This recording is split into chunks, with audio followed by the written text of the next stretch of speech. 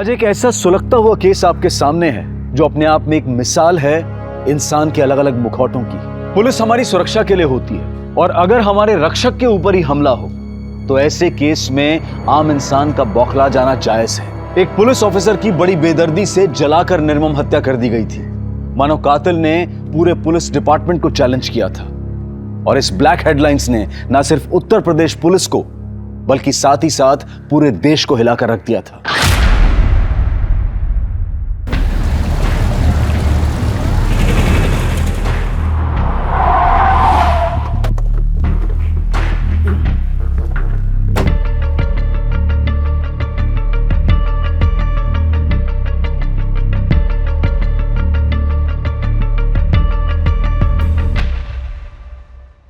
Sir, ये रही वो फाइल। तुम आज रात हमारे घर डिनर कर रही हो। पर अंकल, हमें घर सेटअप करना है। परवर कुछ नहीं, आंटी का ऑर्डर है। यही है राजेश, जिनके बारे में मैंने तुमसे बात की थी। और राजेश, यह है गुंजन, मेरी भतीजी, जिसे तुम्हें ट्रेन करना है। Good morning sir. Morning. He is one of the most talented officer. Cadet academy का एक्सीलेंस अवार्ड विनर भी है। और राजेश, तुम्हें मेरी भतीजी को ट्रेन तो करना ही है, लेकिन इसे मेरी भतीजी समझकर छूट देने की कोशिश मत करना। और गुंजन, हमारा मेंटर बहुत स्ट्रिक्ट है, जरा ध्यान से। अंकल ने आपकी बहुत तारीफ की है। I am really lucky to have you as my mentor. सुबह 7 बजे workout and be on time. Good luck.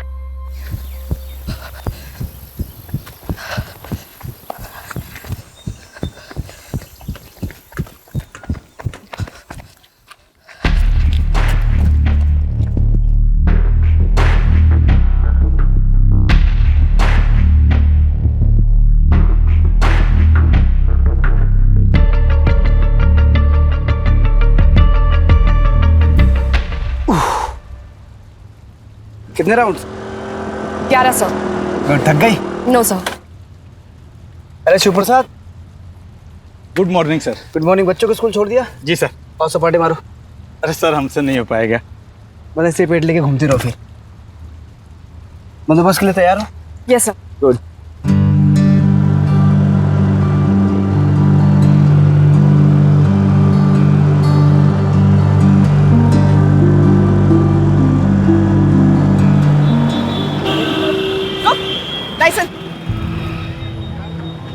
Sir, पहले दिन नाकाबंदी मैडम से नहीं हो पाएगा। देखिए, हार मान जाएंगे।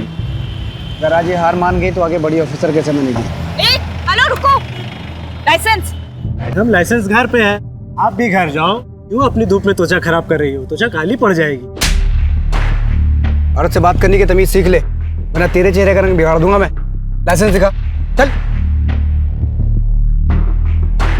विदाउट हेलमेट और फैंसी नंबर प्लेट और महिला पुलिसकर्मी से बदतमीजी से पेश आया, मेंशन करके फाइन मारो। Yes sir.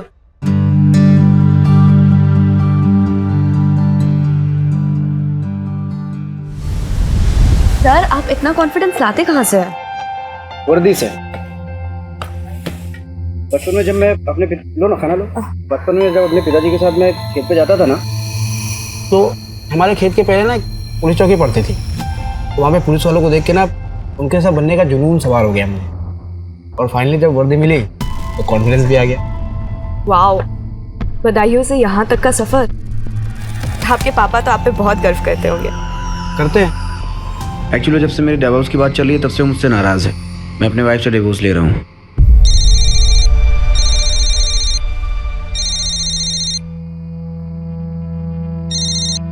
हाँ। कहाँ तक पहुँचे? कहाँ पहुँचे मतलब? तुमसे तो बात ही करनी बेकार है। सोनू का बर्थडे भी याद नहीं है ना आज तुमको? हेलो हेलो, सॉरी, कुछ अर्जेंसी है, मुझे निकलना पड़ेगा। Okay sir.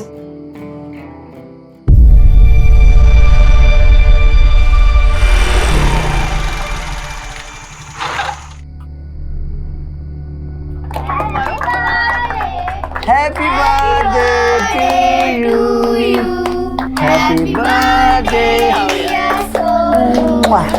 Happy birthday to you.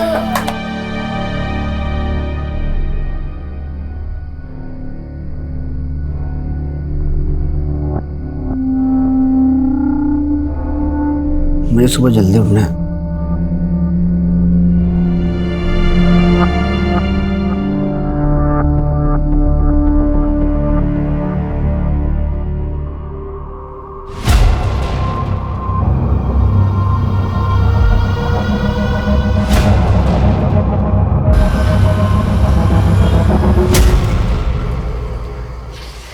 ये क्या हर दिन केस चलता रहता है तुम्हारा? हम सब बहुत अच्छे से समझते हैं। बहुत थके हुए हैं। अरे थकते तो तुम पहले भी थे राजेश, पर कम से कम बच्चों को समय तो देते थे। आजकल बहुत ज्यादा बिजी रहते हैं, बहुत ज्यादा काम है, समझा? हाँ, बहुत काम है तुमको। अरे पहले तो तुम घर आते थे हमारे हाथ का खाना खाने के लिए भाग भाग के। अब क्या हो गया है?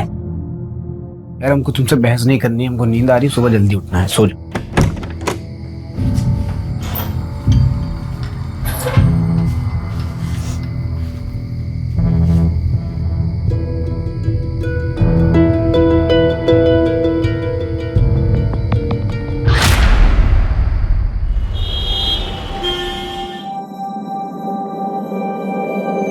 हेलो, हमको मिलना है तुमसे।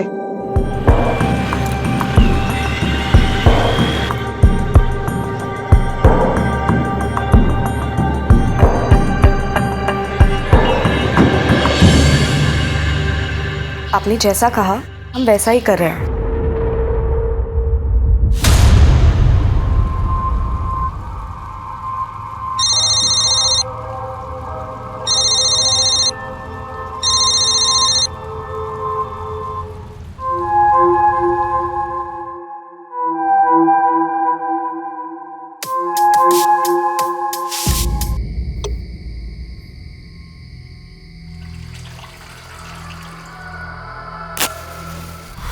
आज के दौर में ये कहना गलत नहीं होगा कि आप किसी भी इंसान को पूरी तरह से नहीं जान सकते हैं। हम सभी अपने चेहरों पर कई चेहरे लेकर चलते हैं। राजेश की जिंदगी में पिछले कुछ दिनों से जो चल रहा था उसका परिणाम एक भयानक रूप में सामने आया था। इतना तो तय था कि वारदात के बाद सामान्य रूप से चल रही कई जिंदगियों में भूचाल आने वाला था।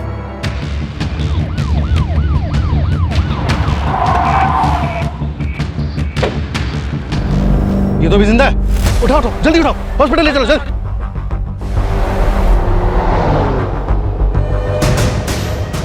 आईडी नंबर नोट करो, 7741। इसकी इंफॉर्मेशन निकालो जल्दी।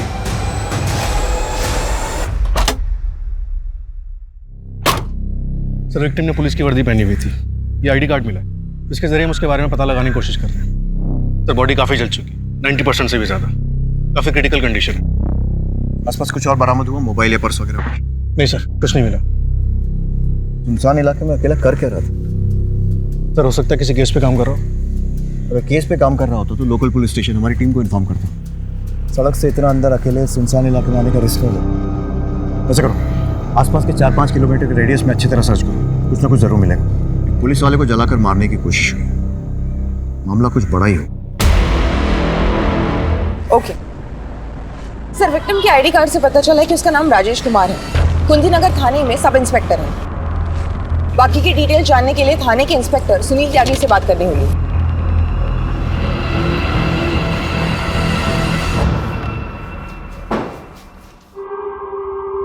पेशेंट इज नो मोर। मरने से पहले उसने पेपर पर यह लिखा।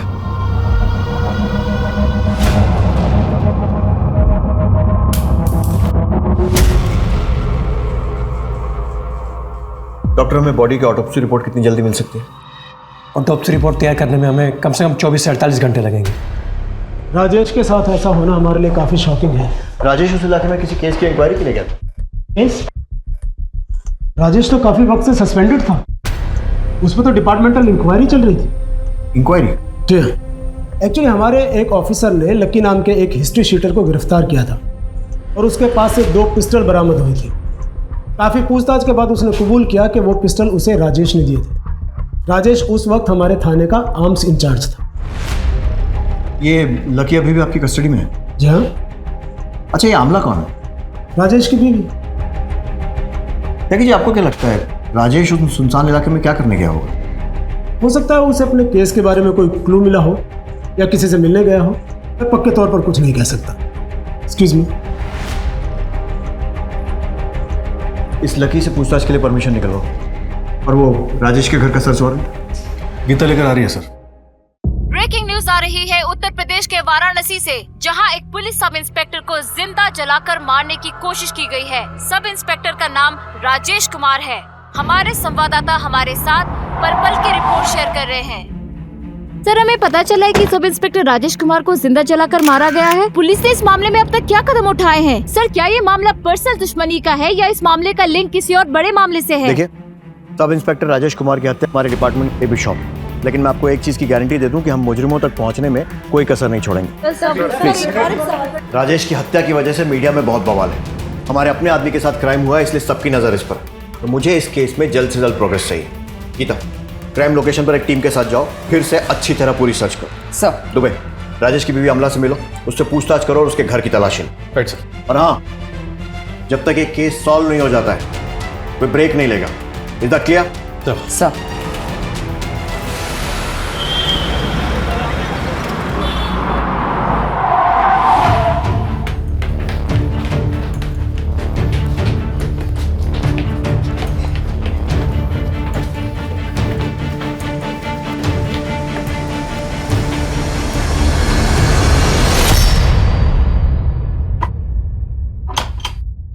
तोड़ दो ताला।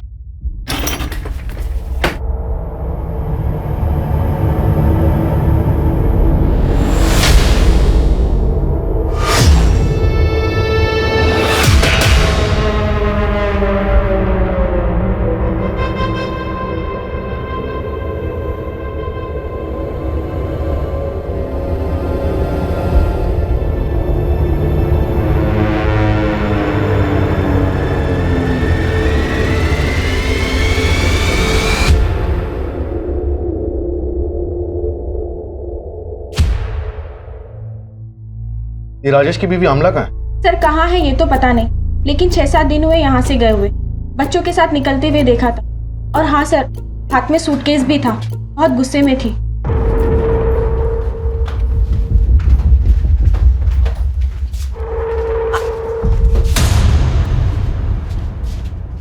सर, हमने बाद में राजेश से भी पूछा।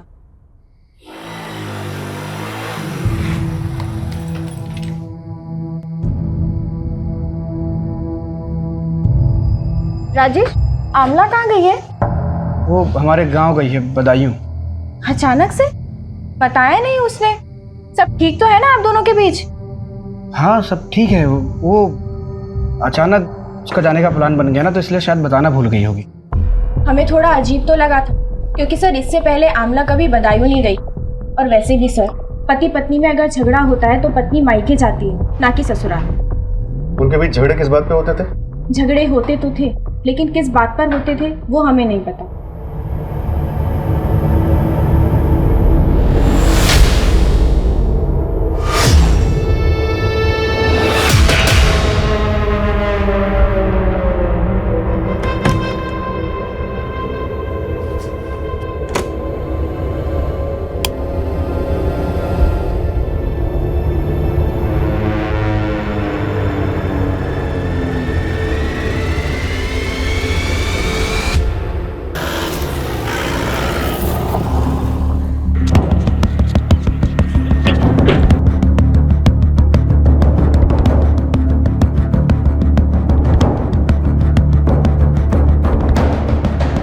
पुलिस टीम ने इस उलझे हुए केस को सुलझाने की कोशिश में दिन रात एक कर दिया था, पर यह मर्डर मिस्ट्री दिन पर दिन उनके लिए उलझती ही जा रही थी। सर, पोस्टमार्टम रिपोर्ट के हिसाब से राजेश को जब जलाया गया तब वो काफी नशे में था। मतलब साफ है कि उस वक्त राजेश के साथ कोई था जिसने उसे पिलाया और फिर नशे की हालत में जलाकर मार दिया। क्राइम स्पॉट से कुछ और? नहीं सर, कुछ नहीं मिला। और आमला? सर, पड़ोसी ने बताया कि आमला राजेश के गांव बदायूं गई है और राजेश की फैमिली बनारस आने वाली।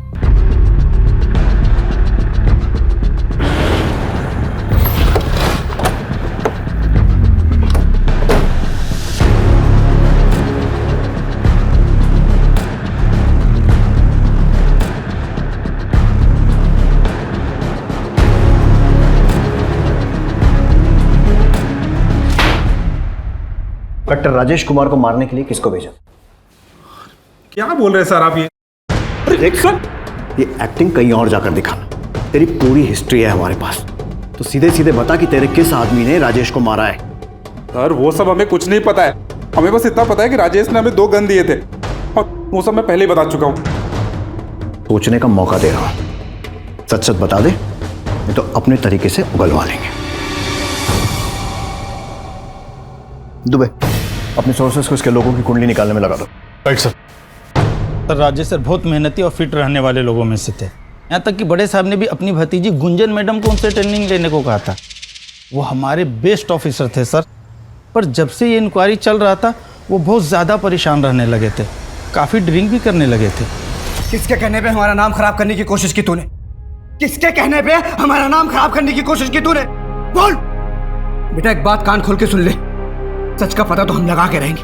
तेरे लिए अच्छा होगा कि तू अपने मुंह से बता दे मुझे, बता किसके कहने पे किया। बोल राजेश, बोल राजेश, बोल राजेश। मुझसे बात नहीं कर सकते, ये मत भूलो कि तुम सस्पेंडेड हो। और ये क्या शराब पीकर आए हो थाने में? सबके सब मिले हुए, सबके सब मिले हुए, लेकिन एक बात कान खोल के सुन लीजिए आप लोग, हमसे हमारी वर्दी कोई नहीं छीन सकता।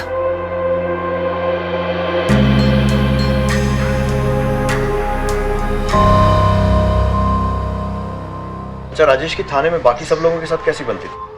बाकी सब लोग के साथ तो ठीक ही था, पर अजय सर के साथ शुरू से उनका 36 का आंकड़ा था। क्या बकवास कर रहा मेरे बारे में तू? हाँ, क्या बकवास कर रहा तू? कॉलर छोड़ा पहले। क्या बकवास कर रहा है? अकेला क्या पूरे थाने को पता है? सर दोनों में काफी हाथापाई भी हुई थी। राजेश सर बहुत गुस्से में थे, किसी की भी नहीं सुन रहे थे। बात क्या थी वो तो नहीं जानते सर, पर इस लड़ाई के बारे में सभी को पता है। हाँ हुई थी झड़प, लेकिन हमने उसे कुछ गलत नहीं पूछा था। मतलब? थाने में सबको खबर थी कि राजेश सुनील सर के भतीजे गुंजन के साथ कुछ ज्यादा ही समय बिता रहा है। हमने बस वही पूछा था उससे। राजेश और उसकी पत्नी के बीच में झगड़े चल ही रहे थे, एक झगड़े के गवाह तो हम खुद हैं। अरे पहले तो तुम घर आते थे हमारे हाथ का खाना खाने के लिए भाग भाग के, अब क्या हो गया है? और इतना ही नहीं, हमारे कांस्टेबल ने राजेश को सुबह सुबह गुंजन के घर से निकलते हुए भी देखा था। ठीक, ये तो है राजेश की कहानी। अब अपनी कहानी सुना। राजेश से दुश्मनी की वजह? सर कोई जाति दुश्मनी नहीं थी, एक वर्क प्लेस में 2 कॉम्पिटिटर्स के बीच में जैसा होता है, सिर्फ उतना ही। कॉम्पिटिटर्स? और वो गन्स वाले केस में राजेश का इन्वॉल्वमेंट? उसकी लाइफस्टाइल देख के कोई भी बता देगा कि वो उस मामले में जरूर इन्वॉल्व होगा। उसके खर्चे उसकी कमाई से दुगना थे। आपकी भतीजी गुंजन इस वक्त कहाँ है? उसका एक्सीडेंट हो गया था, इसी वजह से वो लीव पर है अपने होम टाउन लखनऊ में। लेकिन आप गुंजन के बारे में क्यों पूछ रहे हैं? त्यागी जी, हमने सुना है कि गुंजन और राजेश के बीच में काफी नजदीकियां थी। देखिए, राजेश एक शादीशुदा बाल बच्चेदार आदमी था और गुंजन एक पढ़ी लिखी समझदार लड़की है। पहली बात तो ऐसा कुछ हुआ नहीं, और अगर ऐसा कुछ होता भी तो आपको नहीं लगता कि मैंने टैकल कर लिया होता? माफ कीजिए, मेरी कोर्ट में पेशी है, मुझे निकलना हो।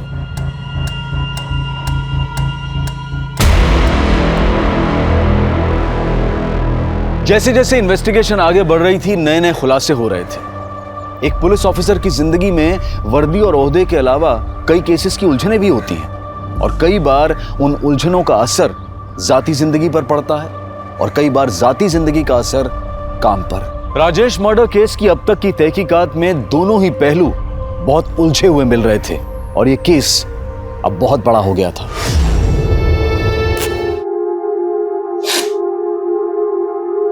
राजेश की पत्नी नहीं है आपके साथ?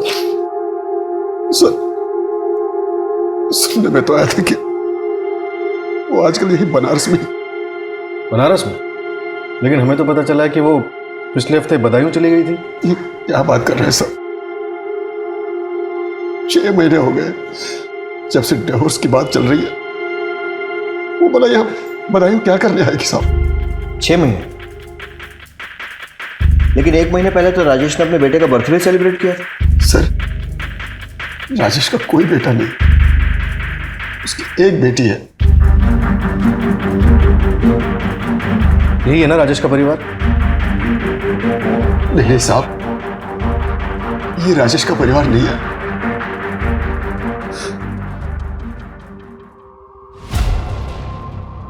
ये नीलम है सर।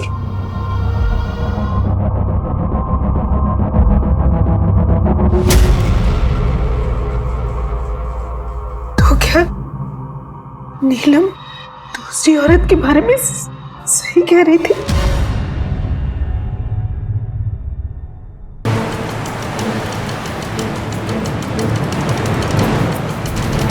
शादी तो बस नाम की थी हमारी। शुरू में ट्रेनिंग के दौरान 3-4 महीने में 1-2 बार आ भी जाते थे। जैसे पिंकी बड़ी हुई और हमने बनारस आने के लिए कहा तो अरे तुमको पता है सरकारी कामों में कितना वक्त लगता है। क्वार्टर मिलते ही तुमको और पिंकी को अपने साथ ले जाएंगे बस। अली मेरा बच्चा, ऐ शाबाश। किसी तो पापा को पहले तो पिंकी के बीमार होने पर या इसके कॉल करने पर आ भी जाते थे, फिर धीरे धीरे बंद हो गया। मुझे हमेशा से ही ऐसे लगता था कि वो मुझसे कुछ छुपा रहे हैं। नीलम, तुम यहाँ बनारस में? पिंकी कहाँ है?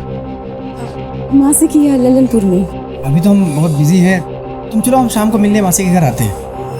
वो हवलदार भैया बोले आप यही रहते पुलिस क्वार्टर में? हाँ।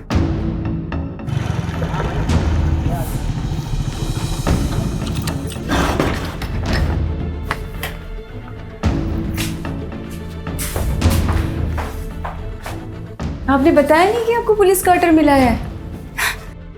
हम तो पिंकी की स्कूल शुरू होने से पहले ही शिफ्ट हो जाते यहाँ। अरे हम बताने वाले थे, भूल गए। अरे ज्यादा टाइम नहीं हुआ क्वार्टर मिले हो।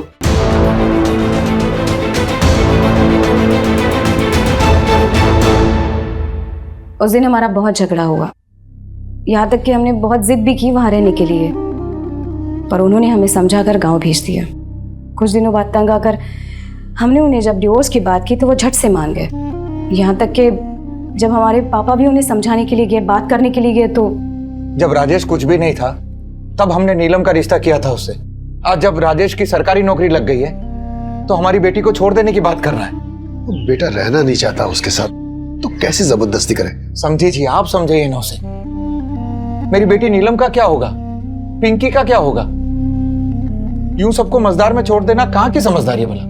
अब राजेश से आखिरी बार कब मिली थी? बनारस आने के बाद हम उन्हें कभी नहीं मिले। कभी भी नहीं? पिंकी की पढ़ाई और हमारी नौकरी में इतना समय निकल जाता है कि हमें फुर्सत मिलती ही नहीं, और हम अब पीछे मुड़कर नहीं देखना चाहते। सर, नीलम को देख के ऐसा बिल्कुल भी नहीं लगा कि उस पर राजेश की मौत का कोई असर हुआ है। सुबह राजेश और नीलम का डाइवोर्स भी नहीं हुआ। ऐसे में राजेश की मौत का डायरेक्ट फायदा नीलम को ही होगा। तो क्या सर, अब नीलम भी हमारी सस्पेक्ट लिस्ट में? बिल्कुल। नीलम के कॉल रिकॉर्ड निकलवाओ और साथ ही साथ ये भी पता लगाओ कि राजेश ने मरते समय आमला का नाम ही क्यों लिखा।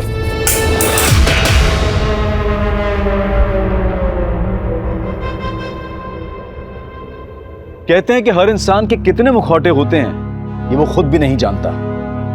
राजेश के कितने मुखौटे थे? अगर नीलम राजेश की पत्नी थी तो फिर अमला कौन थी? अमला का नाम राजेश ने मरने से पहले लिखा था।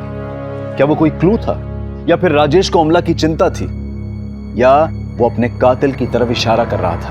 पुलिस के लिए गुत्थी सुलझने की बजाय हर कदम पर और उलझती जा रही थी। जिस अमला को पुलिस अब तक राजेश की पत्नी मानकर चल रही थी वो कोई और ही थी। पर कौन थी वो और कहां थी? और क्या राजेश की मौत में उसका कोई हाथ था? सवाल कई थे और पुलिस हाथ आती हर इंफॉर्मेशन से तार जोड़ने की कोशिश कर रही थी। सर, पता चला आमला राजेश की वाइफ ही नहीं है। क्या? Yes sir. इतने दिनों तक राजेश हम सबकी आंखों में धूल झोंकता रहा और पता नहीं कौन कौन सी कहानियां सुनाई थी उसने हम सबको।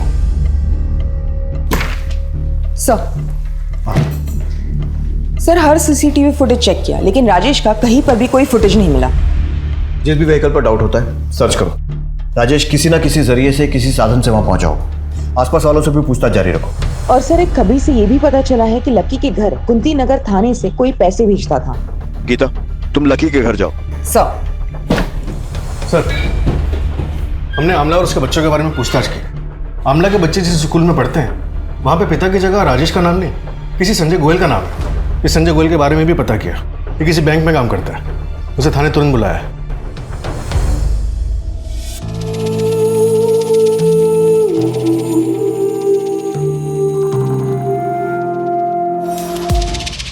सर, हमारा तलाक 2 साल पहले हो गया था।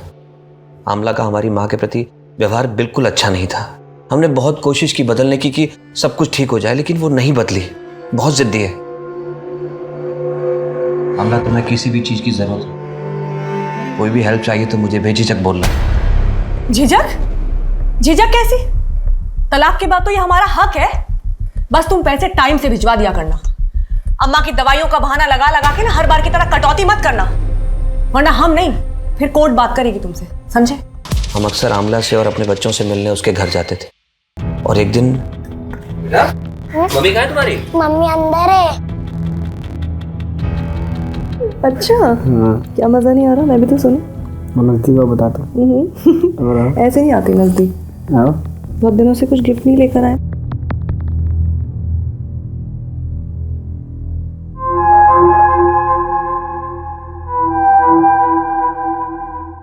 क्या कहा तुमने? शादीशुदा है और एक बच्चा भी है। तुम इससे मिली कहाँ? यही रहता है पास में। बेचारा हर दिन मशक्कत करता था खाने के लिए, तो एक दिन हमने सोचा घर पर ही बुला लेते हैं। बस तभी से यहीं का होकर रह गया है। और फिर संजय, तुम तो जानती हो हमारे हाथ के खाने का जादू है ना। एक शादीशुदा आदमी के साथ रहकर तुम्हें क्या मिल जाएगा? और ये बच्चे, इनके बारे में सोचा है कभी? जब ये सब देखेंगे तो क्या असर पड़ेगा उन पर? संजय, बच्चों के बारे में सोचकर ही ये कदम उठा रहे हैं। सरकारी नौकरी करता है राजेश, दोनों बच्चों का भविष्य एकदम सुरक्षित रहेगा। और तो और अपनी बीवी को तलाक देने के लिए भी तैयार है हमारे लिए। सर, आमला ने अपनी जिद के आगे किसी की नहीं सुनी, ना तब ना अब। लेकिन हमारा डर गलत नहीं था सर।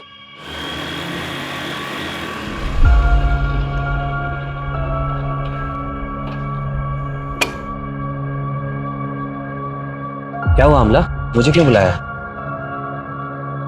उसको अब हमें इंटरेस्ट नहीं रहा है। हमने तुमसे पहले ही कहा था वो तुमसे शादी नहीं करेगा। तुम ही सपने देख रही थी शादी की उससे। राजेश पुलिस में है, अच्छा कमाता है, अच्छा दिखता है। अब इस उम्र में भला राजेश से बेहतर 2 बच्चों के साथ हमको और कौन मिलेगा? हम नहीं थे तुम्हारे पास? राजेश ने हमारे लिए अपने बीवी बच्चों को छोड़ दिया, और तुमने अपनी माँ के लिए हमें ही छोड़ दिया। हम बच्चों की स्कूल की फीस भी भरनी है। हमको तो समझ ही नहीं आ रहा है कि हम इतना सारा खर्चा अकेले कैसे उठाएंगे। चिंता नहीं करो, हम कल ही तुम्हारे अकाउंट में पैसे भिजवा देंगे। आमला से आखिरी बार कब मिले थे? सर, मिले तो नहीं, लेकिन कुछ दिन पहले उसका फ़ोन आया था। किसी प्रॉपर्टी डीलर का नंबर मांग रही थी। हमने वो नंबर फॉरवर्ड कर दिया, और तब से लेके अब तक हमारी कोई मुलाकात नहीं हुई उससे। हमें उस प्रॉपर्टी डीलर की डिटेल्स चाहिए। जी। नंबर बोलो। दुबे, इस प्रॉपर्टी डीलर से बात करो। मैं गुंजन से पूछताछ के लिए निकलता हूँ। Right sir.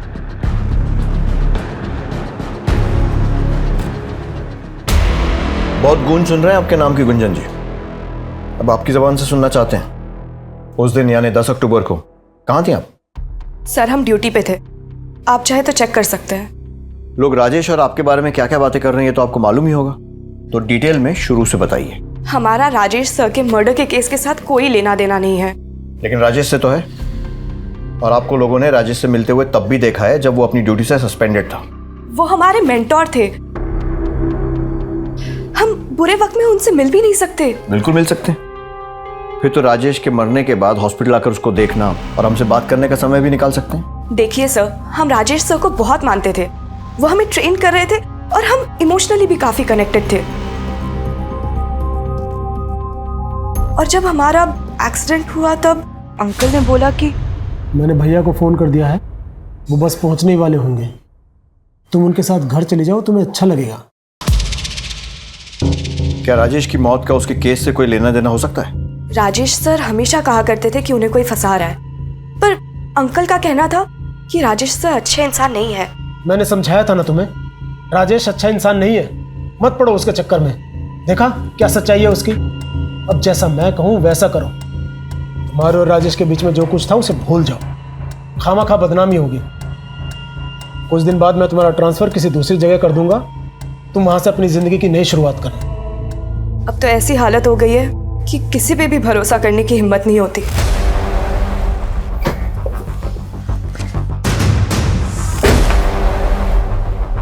इन्हें पहचानते हो?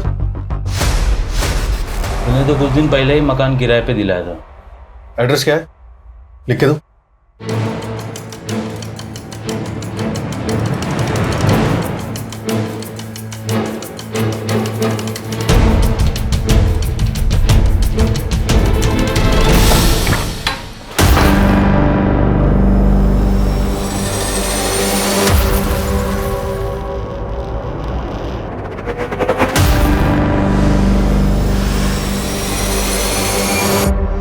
फॉरेंसिक को बुलाओ जल्दी।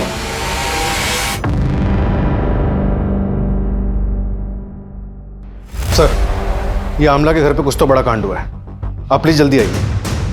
ठीक है, ओके सर।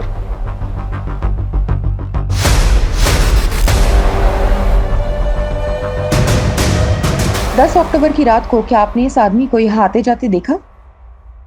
वैसे तो देर शाम कोई आता जाता नहीं, लेकिन हाँ, जब हम घर को वापस जा रहे थे तो हमने देखा कि स्कूटर पर दो लोग आए थे और अंधेरे में जा रहे थे। आप और कुछ बता सकते हैं उन लोगों के बारे में या फिर उस स्कूटर के बारे में? नहीं मैडम जी, क्या अंधेरा बहुत था और साफ सुथरा दिखाई नहीं पड़ रहा था, लेकिन हाँ, हम ये जरूर कहेंगे कि हमने स्कूटर का कलर सफेद देखा था।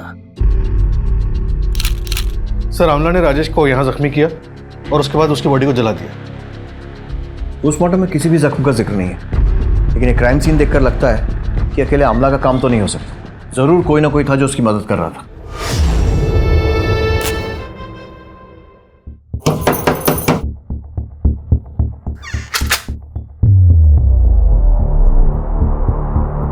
आप कौन? इससे पहले तो कोई और आता था पैसे देने। आप नए हैं क्या? हाँ। ये कब तक छूट कर आ जाएंगे? आप लोग ने बोला था कि 1 महीने में छूट कर आ जाएंगे। ऐसा किसने बोला था? राजेश को क्यों मारा? क्योंकि उसे पता चल गया था कि तुम उसे झूठे केस में फंसा रहे हो। हमने किसी को नहीं मारा और ना ही हमने किसी को झूठे केस में फंसाया है। लेकिन पैसे तो तुम ही भेजते थे ना लकी के घर। हाँ सर, लेकिन वो तो हम सुनील सर के कहने पर करते थे और ये सब मैं सिर्फ प्रमोशन पाने के लिए करता था। आपके पास क्या प्रूफ है कि मैंने ये किया? त्यागी जी, अजय अपनी नौकरी बचाने के लिए आपके खिलाफ सारे सबूत देने को तैयार हो गया, तो आप भी टाइम वेस्ट किए बिना खुल के बता दीजिए सच क्या है। जी करता है यूं ही तुम्हारे सामने खड़ी रहूं, लेकिन बाय, कल मिलते हैं।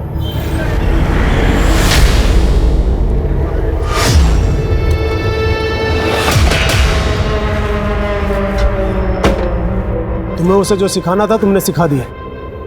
तुमसे पहले भी कह चुका हूं कि उससे दूर रहो, वरना ऐसी जगह ट्रांसफर करूंगा ना कि बिजली पानी को तरस जाओगी। आप मेरा ट्रांसफर तो करा देंगे सर, और गुंजन को कैसे रोक पाएंगे मेरे साथ आने से? जब राजेश फिर भी नहीं माना तो हमने एक तीर से दो शिकार करने के बारे में सोचा। हमने उसे एक ऐसे केस में फंसाया जिससे हम ही उसे निकाल सकते थे। वो जब भी हमारे पास गिड़गिड़ाते हुआ आता तो हम उसके सामने एक ही शर्त रखते, गुंजन से दूर जाने की शर्त। जब इतना फुल प्रूफ प्लान था तो ऐसा क्या हुआ कि आपने अगला कदम उसे मारने का उठा लिया? हमारा प्लान सक्सेसफुल होता उससे पहले ही किसी ने उसे मार दिया। अपने ही डिपार्टमेंट और अपने पुलिस स्टेशन के इतने काबिल अफसर के साथ खेल खेलते हुए आपको शर्म नहीं आई? सर, अगर ये काम आमला ने किसी के साथ मिलकर किया है तो उसका साथ देने वाला कहीं इंस्पेक्टर सुनील या फिर संजय तो नहीं? क्योंकि संजय हमेशा आमला की मदद करने के लिए तैयार रहता, हमें यहाँ तक पहुँचाने वाला भी संजय ही है। इंस्पेक्टर सुनील सिस्टम से वाकिफ है, वो खुद इस चक्रव्यूह में नहीं फंसेगा। जरूर उसका कोई ना कोई प्यादा होगा जो आमला की मदद कर रहा होगा। सर, मुझे तो कभी कभी लगता है इन सारी औरतों से तंग आके राजेश ने खुद अपना मर्डर प्लान करवाया और खुद आमला को मार के कहीं फरार हो गया। आमला को हर समय पैसों की जरूरत रहती थी। जरा इंस्पेक्टर सुनील और आमला दोनों के बैंक स्टेटमेंट चेक करवाओ। Okay sir. आमला अगर हाथ लग गई तो सच्चाई भी हाथ लग जाएगी। वो सफेद स्कूटर या उन दोनों लोगों के बारे में कुछ पता चला? सर, क्राइम स्पॉट पर जाने वाले सभी रास्ते और आसपास के सभी एरिया के सीसीटीवी फुटेज एक टीम चेक कर रही है। We are checking every possible way. Team से कहो कि कमर कस के तैयार हो जाए, ये कहानी अब क्लाइमैक्स तक पहुंचने वाली है।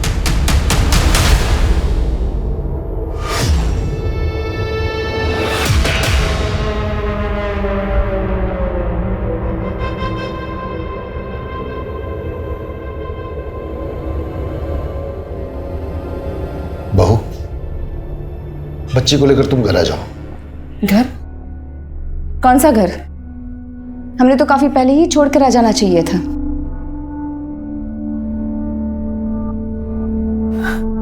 ऐसा ना कहो बहू कि ये बच्ची राजेश की आखिरी निशानी है। आखिरी निशानी? इस बच्ची को लेकर इस शहर में जब हम अकेले उसकी जिम्मेदारी उठा रहे थे तब कहाँ था आपका प्यार? लोग नौकरी देने के लिए जिस्म का सौदा करने की मांग कर रहे थे।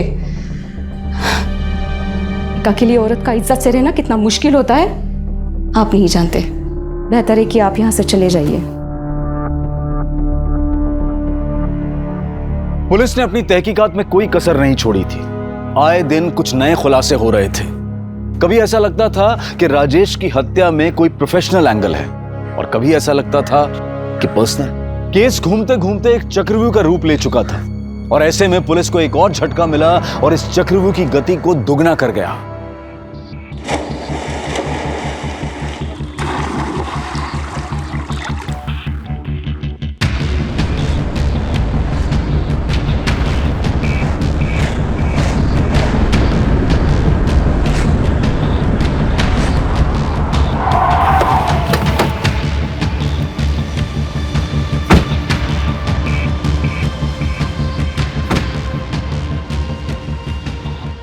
हमें सूटकेस में क्लाश के होने की खबर मिली थी। आपने जो अपने थाने से एक फोटो भेजा था उसका चेहरा इससे मिल रहा है।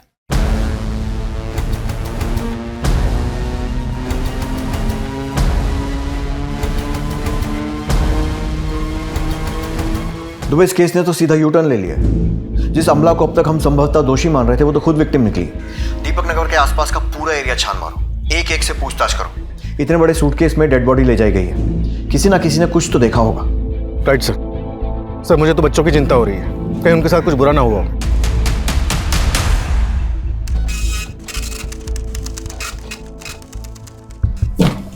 सर हमने आमना, नीलम और राजेश तीनों के पिछले कई हफ्तों के फोन लोकेशन मैच किए। सरप्राइजिंगली तीनों की लोकेशन कई बार एक ही जगह दिखा रहा है। दुबई अब तक की कहानी हमें जिस दिशा में ले जा रही है, इन तीनों का इंटेंशनली एक साथ होना तो इम्पॉसिबल ही है। जरूर नीलम ही आमला और राजेश का पीछा करती थी। लेकिन सर पिछले कुछ दिनों से नीलम की लोकेशन अलग दिखा रहा है। हो सकता है उसने अपना फोन बदल लिया हो या फिर ये सब मर्डर के पहले की तैयारी हो। सर डीएनए रिपोर्ट के मुताबिक घर में आमला के ब्लड के अलावा राजेश का ब्लड भी था। दोनों का? लेकिन फिर कातिल ने इतनी अलग अलग तरीके से दोनों को ठिकाने क्यों लगाया? सर दोनों को मारने का मोटिव गुंजन और नीलम के पास ही हो सकता है। गुंजन को आमला के बारे में पता चल गया हो और उसने दोनों को मार दिया। तो फिर आमला के बच्चे कहाँ हैं? ये भी हो सकता है कि संजय ने बच्चों को पाने के लिए आमला को मारा और जब बीच बचाव के लिए राजेश आया तो उसे भी मारना पड़ा। लेकिन सर उस प्रॉपर्टी डीलर का एड्रेस हमें संजय नहीं दिया था। सर मिले तो नहीं, लेकिन कुछ दिन पहले उसका फ़ोन आया था। किसी प्रॉपर्टी डीलर का नंबर मांग रहे थे। You're right, हम अपनी मदद करने वालों पर शक नहीं करते, लेकिन हो सकता है मदद इस बार किसी इरादे से की गई। इस केस में हम किसी को भी रडार से बाहर नहीं जाने दे सकते। साहब इसमें हमारी कोई गलती नहीं है। जितना पूछा है उतना बता। हमें पता चला है कि सूटकेस तेरे सामने फेंका गया था। हाँ पर वो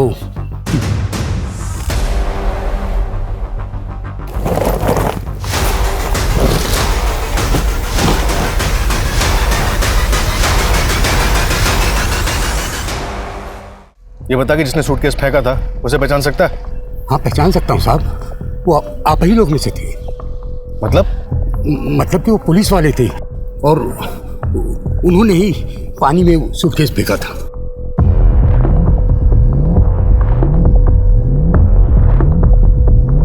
ये था? नहीं। ये? नहीं, ये भी नहीं। ये? यही था साहब, यही था। क्या हुआ साहब? ये नया सूटकेस पानी में काहे फेंक दिए?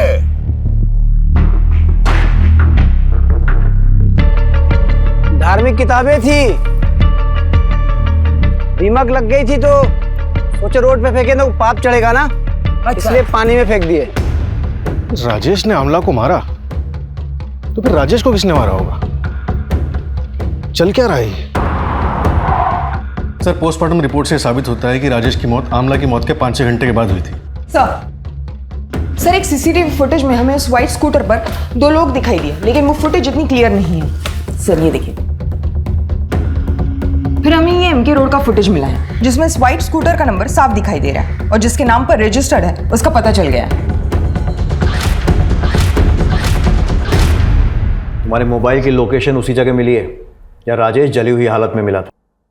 तो भलाई इसी में है, सीधे सीधे सब कुछ बताओ।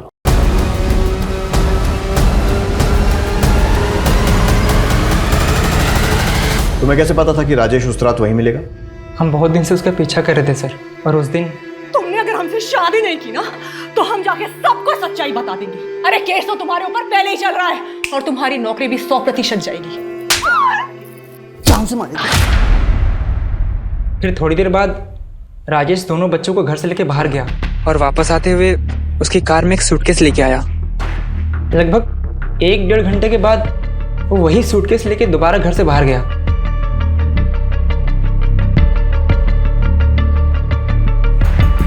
हमको कुछ गड़बड़ लगा सर, इसलिए हम अपना दोस्त को फ़ोन करके बुला लिए। उसके बाद हम दोनों राजेश की गाड़ी का पीछा करने लगे।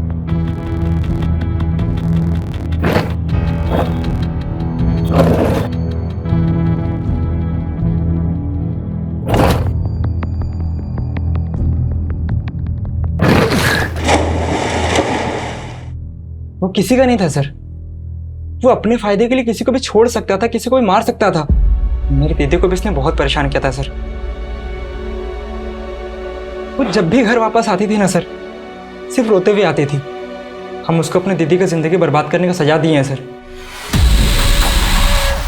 और ये सोचे हो कि सजा देने के चक्कर में तुमने खुद को कितनी बड़ी सजा दी है, और उससे भी बड़ी सजा दी है अपने परिवार को।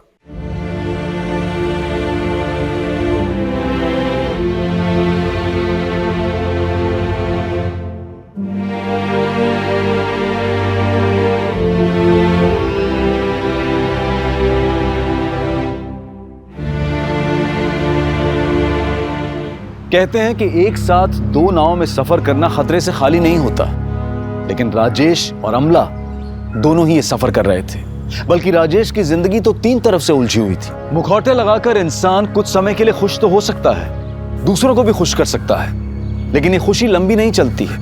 और जब इसका एहसास होता है तो वहीं से शुरू होता है बेचैनी का एक ऐसा सिलसिला जो कभी भी एक खतरनाक अपराध की शक्ल ले सकता है। दोहरी जिंदगी के ताने बाने को सुलझाने के लिए राजेश और नीलेश दोनों ही हत्यारे बन गए। अपनी इच्छाओं को पूरी करना कोई बुरी बात नहीं है, लेकिन हम सही और गलत के बीच के अंतर को समझने की कोशिश नहीं करते हैं, उसके अंजाम की परवाह नहीं करते हैं, और नतीजा हम खुद ही अपनी तबाही के जिम्मेदार बन बैठते हैं।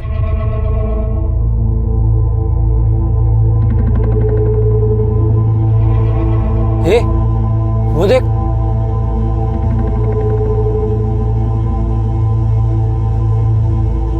डार्लिंग कहाँ चली बन ठन के? चल चला जा।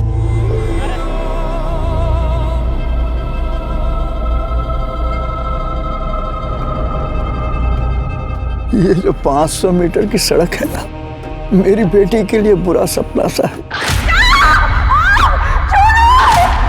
सोचता हूँ उसे साइकिल खरीद कर दे दूं ताकि वो यहाँ से झट से गुजर जाए, लेकिन क्या करूं, पैसे ही नहीं है। अब बेचारी रोज इस सड़क से गुजरेगी और उसे रोज ये सब कुछ सहना पड़ेगा। नमस्कार, आदाब। मैं अनूप सोनी क्राइम पेट्रोल सतर्क के ब्लैक हेडलाइंस अध्याय के आज के एपिसोड में आप सबका स्वागत करता हूं। आज जो केस हम आपको दिखा रहे हैं उसकी यादें जरूर आपके जहन में अब तक ताजा होंगी। आज पूरे देश में महिलाओं और लड़कियों के प्रति होने वाले अपराध और शोषण के खिलाफ एक आक्रोश छाया हुआ है। रोज अपराधियों को फांसी पर लटकाने की बात होती है, कहीं एनकाउंटर की बात होती है, लेकिन इसके बावजूद लड़कियां सुरक्षित महसूस नहीं करती। उस 500 मीटर के रास्ते का सफर नर्क में सफर करने से कम नहीं था। वो 500 मीटर की सड़क जहां हर रोज किसी न किसी लड़की के साथ कुछ न कुछ जरूर होता था। बिट्टू की अम्मा, अरे आज बिट्टू से मिलने जाना है बहुत जल्दी। घर पे बिट्टू राह देख रहा होगा अपनी, है ना? आज जाना चाहिए घर पे। इस मनुष्य सड़क में इतनी ताकत थी कि वो रोज लोगों की किस्मत का फैसला करती थी। और एक दिन इस सड़क पर हैवानियत का एक ऐसा नंगा नाच हुआ जिसे देखकर न सिर्फ उस जगह के लोगों की बल्कि पूरे देश के लोगों की रूह कांप गई। उस दिन इस सड़क का शिकार थी ये लड़की।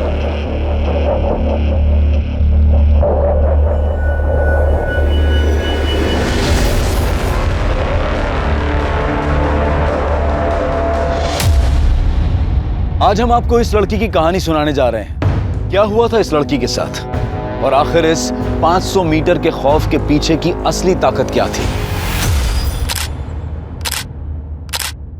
देख अच्छे से फोटो ले। रुक्मिणी ताई के कद से भी दुगने बड़े पोस्टर बनने चाहिए। रुक्मणी से बड़ा कोई नहीं हो सकता, उसका पोस्टर भी नहीं। वो तो है ताई। कैसा है? अरे सॉलिड एकदम ताई। 2 महीने बाद इलेक्शन शुरू होने वाला है, तुम लोगों का सब लफड़ा बंद। कोई राडा नहीं चाहिए मेरे को। सब औरत लोग माँ नहीं तो बहन, कोई मजाक नहीं, मस्ती नहीं, मारा मारी नहीं, समझ ला? अरे ताई आप निश्चिंत रहिए, हम कोई लफड़ा नहीं करेंगे। लफड़ा किया तो ना सबके खाल में भूसा भर दूंगी। ए सुनना, अरे सच्ची वाला लव यू करते रहे तुझसे। अरे अब क्या खून से चिट्ठी लिख कर दे क्या? क्या रे, कौन शादी के लिए बोल रहा है तुझको? इतना क्यों भाग रही है? एक दिन के लिए गर्लफ्रेंड बन जाना। हाँ चले खेत में, चल।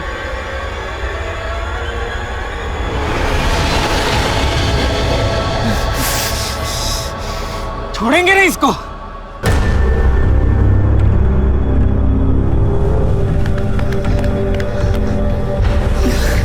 साला कोत्रिया, सुन, बाबा को इस बारे में कुछ मत बताना वरना हमारा कॉलेज आना जाना बंद कर देंगे। चल। ये लो।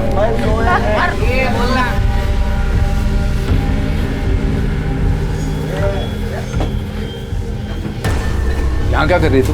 वो बाबा यहाँ क्यों आई हो? वो आजूबा परीक्षा शुरू होने वाली है ना, प्रैक्टिकल बुक के लिए पैसे चाहिए थे। तो यहाँ आने की क्या जरूरत थी? आई से मांग लेती, पता ही नहीं जगह कैसी है। अरे क्या रघु काका, नैना और वर्षा कोई छेड़ेगा क्या? वर्षा बोले तो तुम्हारी नात और प्रदीप बहू की बेटी है नैना, कोई छेड़ेगा ना उसको काट डालेगा मैं। ये ले, वापस यहाँ मत आना, जा।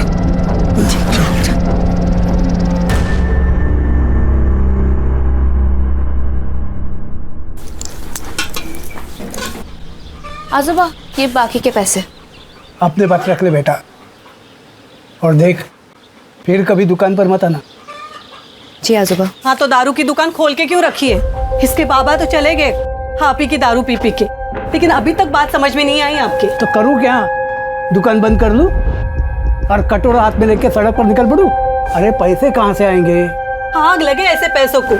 ये गांव ही मनुष्य है, जिसे देखो दारू पी के यहाँ वहाँ पड़ा रहता है, काम धंधा तो है नहीं किसी को, और बस पूरे दिन गुंडागर्दी चलती रहती है। मैं तो कब से कह रही हूँ इस लड़के की शादी करके इसको निकालो यहाँ से। आई, मैंने कहा ना मुझे इतनी जल्दी शादी नहीं करनी है। एक बार मैं कलेक्टर बन जाऊंगी ना तो सबको मार मार के सीधा कर दूंगी, ठीक है? अच्छा बन जा, पहले इसे सीधा कर ले। मिल गई दोस्तों से फुर्सत? हाँ, खाने में क्या बनाया है? देख सुनेगा भी नहीं, अंडा करी बनाई है। अंडा करी? आई मेरे लिए भी कुछ देना, मुझे नैना को देना, उसको बहुत पसंद है। पता है मुझे, उसके लिए बनाया। अभी लाती हूँ। तू आएगा ना मेरे साथ नैना के घर? हाँ दीदी। अंडा करी तेरी आई बेस्ट है यार। पढ़ पढ़ के ना दिमाग इतना खराब हो गया है, चल ना थोड़ी देर खेलते हैं, लूडो खेले। अरे नहीं, अभी लूडो वूडो कुछ नहीं बेटा। वर्षा अंधेरा होने वाला है, अब तू घर जा। कल परीक्षा के बाद जितना खेलना है ना खेल लेना, मैं भी खेलूंगा तुम लोगों के साथ। ठीक है काका, चल। क्योंकि अगर कुछ आप पता ही नहीं। जल्दी चल। मुझे धक्का कर गई थी, मेरे चुनों से काटे लगते तुझे, रुक दिखाता हूँ तुझे। ए चल चल बकवास मत कर, चल। ये तेरी बहन और होने वाले जीजे के बीच की बात है, तू बीच में मत पड़, चल। भाग चेतन! क्या रे तुम लोग, क्या हो रहा है? ये नाच वीच किस खुशी में? ये अपना विमल भाऊ है ना, इसका मुर्गा जीत गया है मुर्गा की लड़ाई में, और ये सुनील का मुर्गा ना वो हार गया। आज तो मुर्गा कटेगा और मुर्गा पकेगा, पार्टी होगी पार्टी। तो क्या बोला था मैंने? 2 महीने शांत नहीं रह सकते तुम लोग? बोला था ना मैंने कोई गलत काम नहीं करने का। ये मुर्गा विर्गा ये सब गैर कानूनी है, समझा ना? लेकिन वो ताई। देख विमल, तू मेरा खास आदमी है तो तेरी जिम्मेदारी भी ज्यादा बनती है। ये छोटे छोटे मुद्दे पर नमक मिर्ची लगाकर मेरी छवि खराब करने की कोशिश करेंगे विपक्ष वाले। देख, कोई राड़ा नहीं चाहिए मेरे को। मेरी बिटिया की परीक्षा अच्छी जाए। आई देर हो रही है। हाँ बाबा। ए चल बेटा चल, दुकान खोलने का समय हो गया। चल तुझे बस स्टॉप पे छोड़ देता हूँ। अच्छा सुनो, मैं 2 बजे तक आ जाऊंगी, यहाँ एक ही पेपर है। ध्यान से चेतन को बोलना कि मुझे लेने के लिए आ जाए। पार्टी वाला रास्ता पता है ना? पता है बेटा। हाँ चलो। अच्छा चल परीक्षा अच्छे से देना, ध्यान देके। अरे जल रहा नहीं है यार, इसको भी पिलाना पड़ेगा। तेरे अंदर का हवा खत्म हो गया है। दारू डाल इसमें। ये ले, क्या मस्त खिलाया देख। जाना। अरे बियर खत्म हो गया। अभी मेरे को क्या मालूम। ये लो। अरे क्या रघु काका, इतना देर लगाता है तुम। जल्दी खत्म होगी क्या? काका पार्टी तो आज रात भर चलेगा क्या रे? पार्टी है, पीना पड़ेगा। नहीं थोड़ा पियो। आई। अरे कहाँ था तू? जा जल्दी ताई को लेके आ। वो अभी थोड़ी ना आएगी, वो तो 5 बजे आएगी। अरे नहीं, वो अभी आएगी, उसने बताया जल्दी आने वाली है वो। आई मुझे पता है, ताई कभी आएगी। अरे नहीं, तू जा, वो इंतजार करती होगी। अभी नहीं, मैं थोड़ा खा के अरे आता हूँ। सुन तो, वो इंतजार करती होगी। भूख लगी है।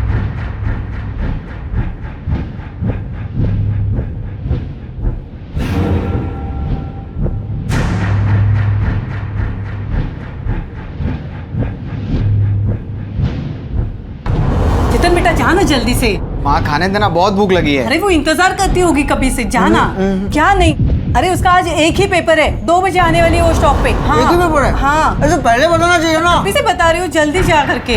हो गया। रखना, बाद में खाने आने के बाद खा। होगा। बस जहाँ जल्दी। हाँ लड़का है।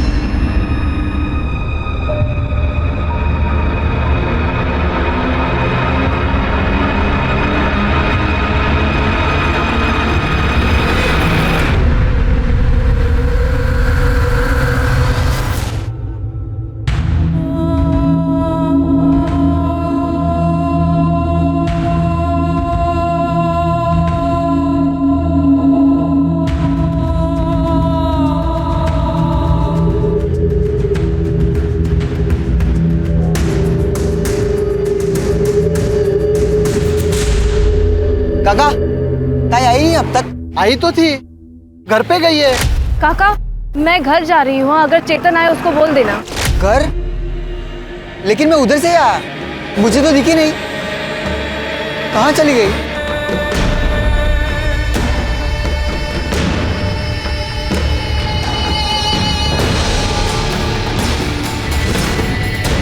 अरे बेटा क्या हुआ? वर्षा कहाँ? ताई घर पर नहीं आई? नहीं तो क्या हुआ बेटा? पता नहीं कहाँ चली गई। अच्छा तू नैना के घर पे जाके देख, वहां गई होगी शायद। वर्षा तो यहाँ नहीं आई, क्यों, क्या हुआ? तो कहाँ गई? चेतन, हुआ क्या लेकिन?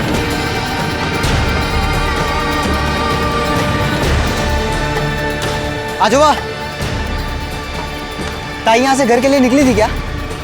क्यों, मैंने नहीं देखा, अब तक नहीं आई। नहीं पहुंची घर। अरे तो बस स्टैंड पे जाके देख जा। देखता हूँ।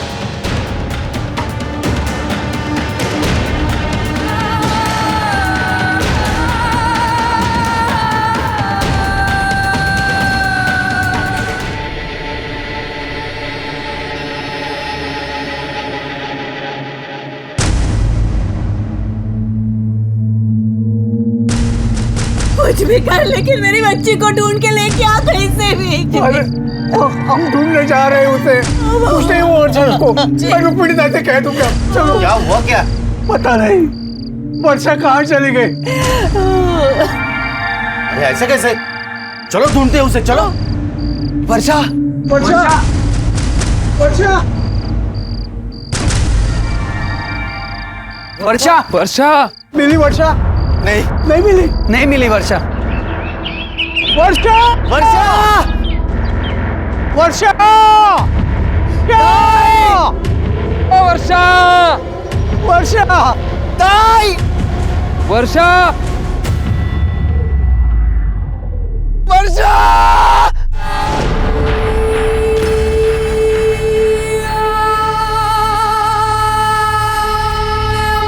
वर्षा ताई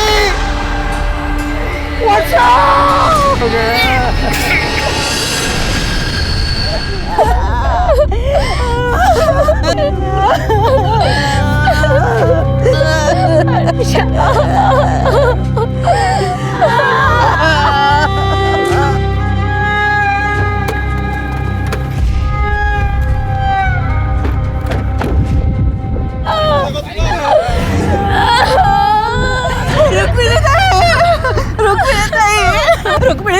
रुक्मिणी ताई देखो ना मेरे बच्चे के साथ क्या क्या है मैंने। शांत हुआ। जिसने भी हमारी वर्षा के साथ ये सब किया है ना, तुम्हारी रुक्मिणी ताई उसे छोड़ेगी नहीं। उनके आंसू रुलाएगी उसे। पाताल में भी होगा तो ढूंढ के निकालूंगी मैं। 24 घंटे के अंदर, 24 घंटे के अंदर इसका फैसला होगा।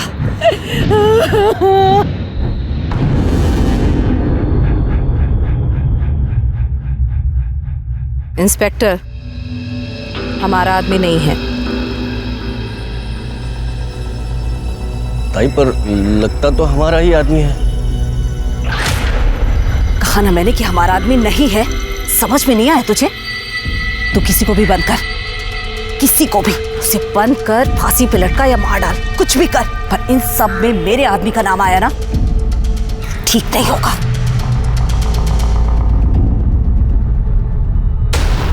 हत्यारों को फांसी दो, हत्यारों को फांसी दो, हत्यारों को फांसी दो, फांसी दो, फांसी दो, हत्यारों को फांसी दो, फांसी दो।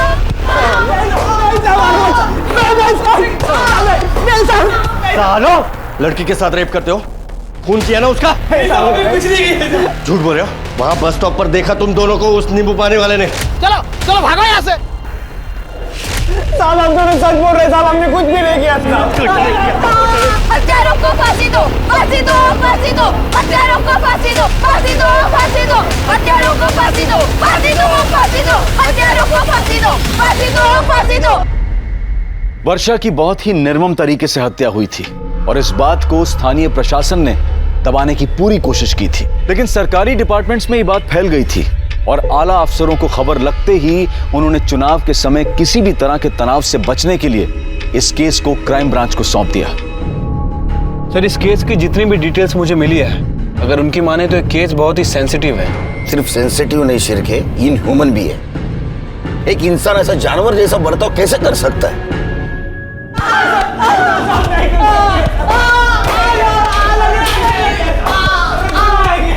थांबा।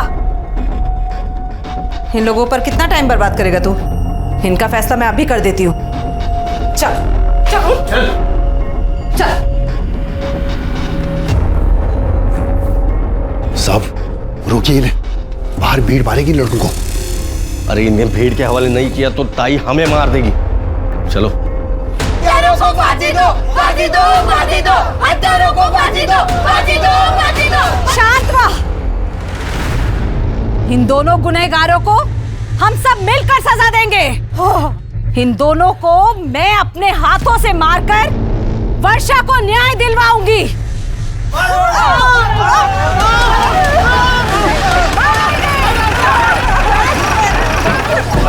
शिरके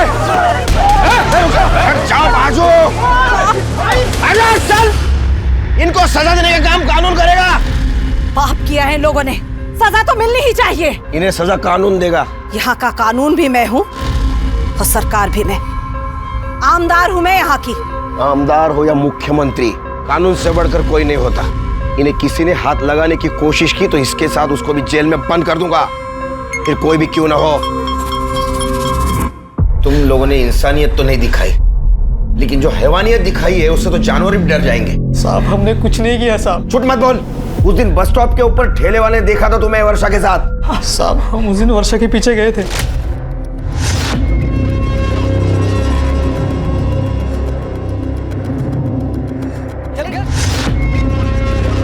छोड़ेंगे नहीं, पर हम वहां से चले गए थे साहब। साहब ये लोग हमें फंसाने की कोशिश कर रहे हैं साहब ये लोग हमें मार देंगे साहब। अगर ये सच निकला ना, फांसी पे लटकोगे। सर लड़की यहाँ पर अपने माँ, भाई और दादा के साथ रहती थी। ये उसकी पीएम रिपोर्ट है सर। काफी बुरी तरह से उसका मर्डर किया गया सर। जब वो नहीं मरी तो फिर उसे पानी में डुबोकर मारा गया। और सर सबसे घिनौनी बात, मरने के बाद उसके प्राइवेट पार्ट में लोहे का सरिया डाल दिया गया। इतना ही नहीं सर, उसके दोनों पैरों को बीच में से नाभि तक चीर दिया गया। किस तरह के लोग हैं ये शिरके? हाँ, किस तरह के लोग हैं ये? मैंने मेरे पूरे पुलिस करियर में बहुत सारे रेप केसेस हैंडल किए, लेकिन इतना ब्रूटली कभी नहीं मारा किसी ने किसी को। उन लड़कों के साथ डीएनए मैच होता है? सर वो इतनी चीरफाड़ हुई थी, उसमें डीएनए कहाँ ढूंढते? कहाँ ढूंढते मतलब? तुमने लड़की का डीएनए नहीं करवाया? वो शिरके, वर्षा का डीएनए करा। सर अभी तक तो जला दिया होगा। मतलब? वो बॉडी दे दी थी ना फैमिली को, इतनी खराब थी, बास आ रही थी। तुम क्या बोल रहे हो? क्या बोल रहे हो तुम?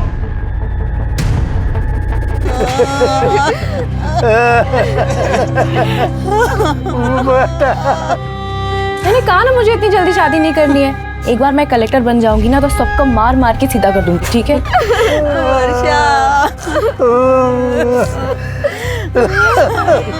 माफ कीजिए, हमें वर्षा की बॉडी चाहिए। वो साहब तो कह रहे थे कि सब हो चुका है। डीएनए होना बाकी है। चेतन, जरा मेरे साथ आओ, बात करनी है। देखो, राहुल और गोपाल को पुलिस ने अरेस्ट तो कर लिया वर्षा के रेप और मर्डर केस में, लेकिन फिर भी चेतन, मैं जानना चाहता हूँ उस दिन क्या हुआ था। सर आई के एग्जाम चल रही थी। अच्छा सुनो, मैं 2 बजे तक आ जाऊंगी, यहाँ एक ही पेपर है। ध्यान से चेतन को बोलना कि मुझे लेने के लिए आ जाए, वरना वो आज जब हम उसे बस स्टैंड छोड़ने गए थे, ताई ने कहा था कि वो 2 बजे तक वापस आ जाएगी, लेकिन मुझे पहुंचने में थोड़ी देर हो गई। ताई आई नहीं अब तक? आई तो थी, घर पे गई है। सर ताई बस स्टैंड उतरी थी, काका ने देखा था, लेकिन फिर वो कहाँ गई कुछ नहीं पता। और फिर हमें उनकी लाश। कहाँ हुआ था ये सब? सर वो 500 मीटर वाली सड़क पर।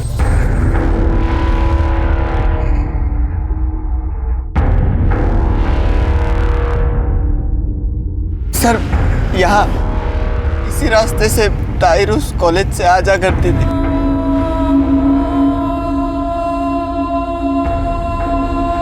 तुमने तो कहा था तुम्हारे आजोबा उसे छोड़ने गए थे और तुम लेने जाने वाले थे। तुम्हारा घर तो बस स्टॉप के पास ही है, फिर वो अकेले जाते आती क्यों नहीं थी? सर यहाँ का माहौल बिल्कुल ठीक नहीं है।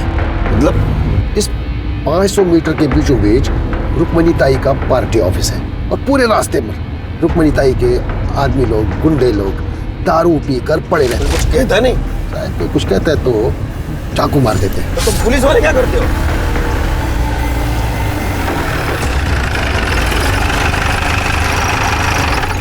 फिर क्या हुआ? कुछ नहीं सर, मैं ताई को ढूंढते रहा। दूसरे रास्ते से गई होगी? नहीं सर, गांव जाने का एक ही रास्ता है।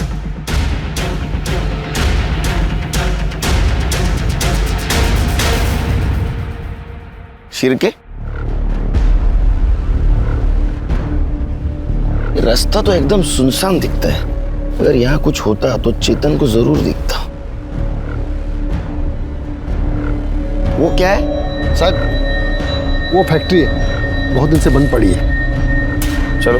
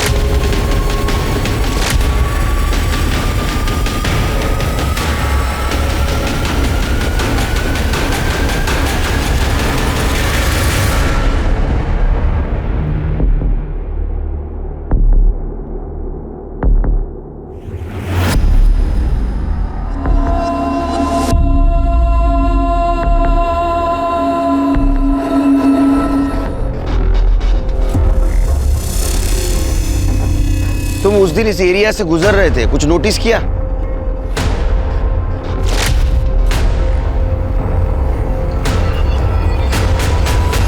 हाँ सर यहाँ विमल भाऊ, वो प्रदीप काका, पक्या भाऊ और सुनील खड़े थे। और सर विमल के शर्ट पे खून लगा था। कहाँ मिलेंगे? सर ये जो विमल है ना, विमल, ये रुक्मणी ताई का खास आदमी है। ये पूरा दिन वही होता है और सिर्फ शाम को सोने के लिए आता है। और जो ये प्रदीप है ना, वो आगे वाले गांव में रहता है। और ये रुक्मिणी यहाँ के आमदार है? हाँ सर। तो सर्च वारंट के बिना उसके घर नहीं घुस सकते। शिरके, सर्च वारंट निकलवा, तब तक हम प्रदीप से बात करते हैं। ये सील कर दो पूरा। आई आई, ये तू क्या कर रही है? आई छोड़ इसे। आई क्या हुआ है, बोलेगी? चिंता मत कर तू, मैं आत्महत्या नहीं कर रही हूं। मैं तो देख रही थी कि कितना दर्द होता है और उन हैवानों ने तो मेरी बेटी को चीर दिया। कितना दर्द हुआ होगा। सब मेरे वजह से हुआ है। ना उस दिन मैं जाने में देर करता और ना ताई के साथ ये सब।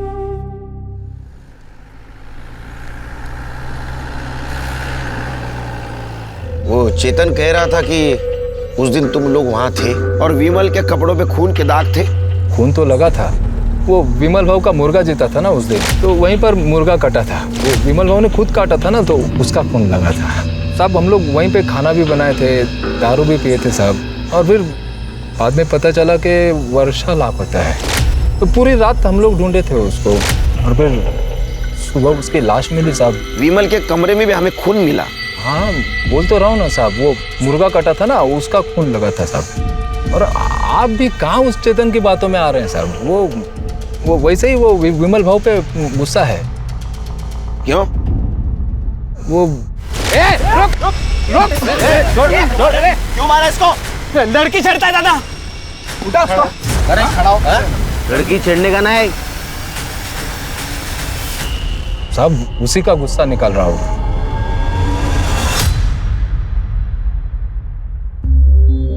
अपनी बेटी की लाश देखकर एक माँ की छाती कैसे फटी होगी, समझ सकती हूँ मैं। देख, मैं तेरा दुख तो नहीं बांट सकती, तुझे इस दर्द के साथ ही जीना होगा। हाँ, पर मैं वो जरूर कर सकती हूँ जो एक बड़ी बहन के हाथ में है। 20 लाख दिलवा सकती हूँ तुझे सरकार से, और चेतन को सरकारी नौकरी भी। बड़ी मेहरबानी होगी आपकी। उठ उठ, चली जाओ, चली जा। तेरे आदमियों ने मेरी बच्ची के साथ गंदा काम किया, मार डाला उसे, चितड़े किए उसके। तुम अब आई हो हमें यहाँ नौकरी और पैसों की लालच दिलाने। चली जा यहाँ से। अरे क्या बोल रही है तू? आप क्यों बैठे हैं? तू अपने आदमियों को कितना भी अपने पल्लू के पीछे छुपा दे, भगवान ना उन्हें माफ करेगा ना तुम्हें, समझे?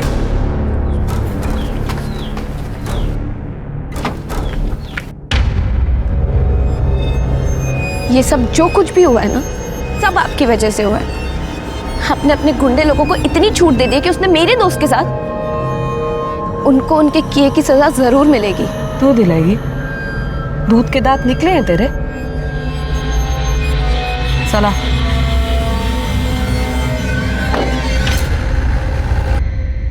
सर, सुनील पकिया और विमल की फोन लोकेशन के हिसाब से उनके फोन की लोकेशन इसी एरिया में है।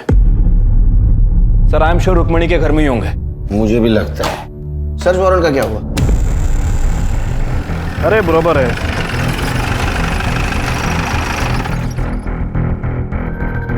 आप यहाँ डिलीवरी देने आए थे? कोई कुछ भी कह ले, लेकिन मैं नहीं मानता। उन लोगों ने मेरी बच्ची के साथ कुछ किया होगा, और किया होता ना तो रुक्मिणी ताई खुद उन्हें जिंदा जला देती।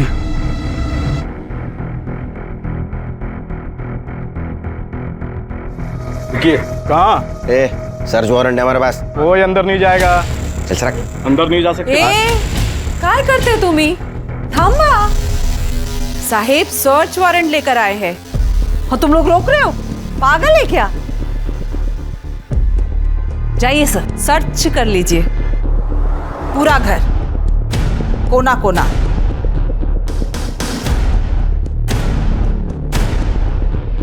करने बघा जरा सुधा।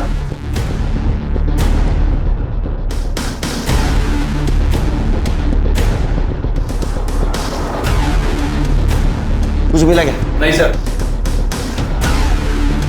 नहीं सर। नहीं सर। क्या हुआ साहेब? कुछ मिला क्या? नहीं ना, पहले ही कहा था, आमदार हूं मैं, कोई गैर कानूनी काम नहीं करती। नमस्कार साहेब।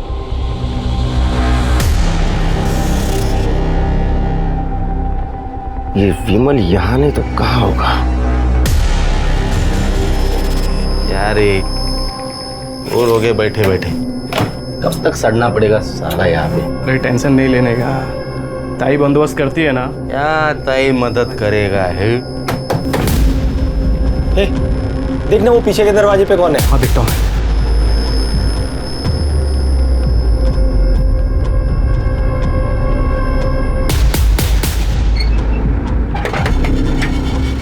बियर लाया हूँ। हाँ चल, हाँ जा। बहू जरा पानी देना। बड़े साहब का फोन आया था, उस खोली में वर्षा का एक खून था। मना किया था आपको, छोड़ दीजिए ये काम, लेकिन आपने नहीं माना।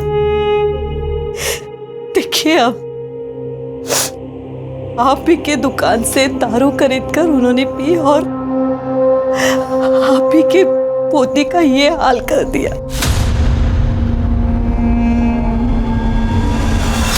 साहब, रुक्मिणी विमल, सुनील और पकिया को गांव से निकालने वाली है। भाई को लगा कि ये केस हमारे पुलिस वाले के हाथ में, लेकिन बाबा ये क्राइम वाला ऑफिसर बहुत कड़क है। अरे छोड़ना यार, वैसे भी ताई ने कहा है ना, आज रात नहीं तो कल रात तक पकिया बाबू विमल और सुनील को यहाँ से बाहर निकाल देंगे। बराबर है, बराबर है। अरे चल आजा आजा। ये पूरा है ना? आपने पहले क्यों नहीं बताया हमें ये? मुझे भरोसा था साहब कि वो मेरे साथ, मेरे पोती के साथ ऐसा नहीं कर सकते।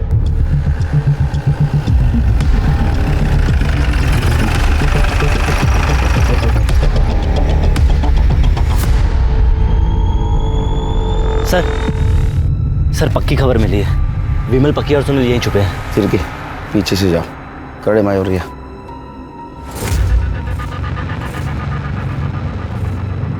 पर हो गया ना मेरा।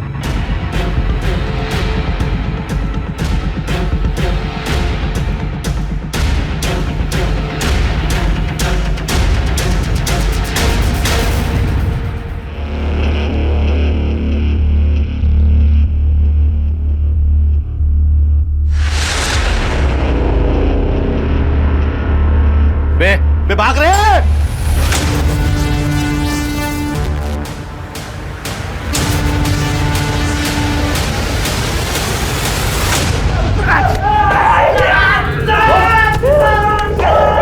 नया है ना, इसलिए तेरे को पता नहीं तेरे साथ क्या हो सकता है।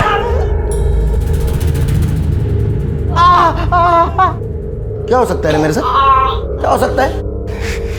तेरे को गोली लग सकती है, तेरी जान जा सकती है और सारा इल्जाम जाएगा विद्रोही लोगों पर। पकड़ लाओ, इनके नाखून निकालो सबके। बराबर खोलेंगे।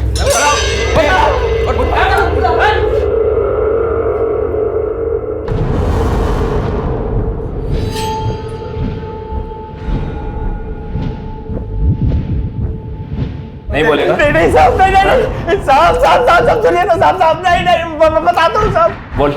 हम लोगों ने ना रेप किया था। क्या बक रहा है बे? हाँ साहब, हमने रेप किया था साहब। मैंने पकियान और विमल भाव ने मिलकर उसका बलात्कार किया था साहब। ये दोनों झूठ बोल रहे हैं। ये सच बोल रहे हैं और तू भी सच बोलेगा। जाओ साबित करके दिखाओ, जाओ। हम साबित भी करेंगे और तुम लोगों को सजा भी दिलवाएंगे। चिरके सर, इसका सीमेंस का सैंपल कलेक्ट करो और डीएनए टेस्ट कराओ। सर, क्राइम स्पॉट की डिटेल्ड फॉरेंसिक रिपोर्ट आ गई है। सर वर्षा की बॉडी पर किसी का भी डीएनए ट्रेसेस नहीं मिला। क्या? हाँ सर। और सर डीएनए रिपोर्ट यह भी कह रही है कि वहाँ 3 लोगों के सीमेन के ट्रेसेस भी मिले, लेकिन वो ना तो गोपाल से मैच करते हैं, ना प्रदीप से और ना ही सुनील से। लेकिन सर अंदर जो यूरिन का सैंपल मिला है वो प्रदीप से मैच करता है। अरे मुझे कुछ नहीं पता है साहब। कुछ नहीं पता? उस कमरे में वर्षा का ब्लड, तुम्हारी पेशाब मिली, फिर भी तुम्हें कुछ नहीं पता? साहब जो भी हुआ होगा मेरे जाने के बाद हुआ होगा। अब रहा सवाल पेशाब का, तो लोग सब नशे में थे साहब, कर दिया होगा मैंने। बहुत पी ली थी साहब, वरना कोई होशमंद आदमी कमरे में पेशाब करेगा क्या साहब? इतनी पी ली कि नशे में पता भी नहीं चला तुमने रेप किया या नहीं किया? अरे नहीं साहब, मैंने रेप नहीं किया। देखो उस कमरे में तुम्हारे सीमेन नहीं मिले, लेकिन तुम उस कमरे में थे, इसमें दो राह नहीं।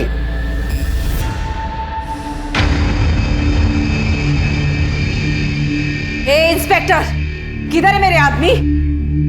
इनके आदमी अपने पास है। नहीं।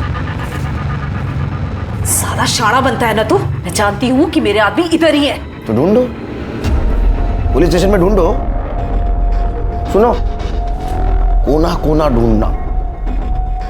चलो देखो इधर।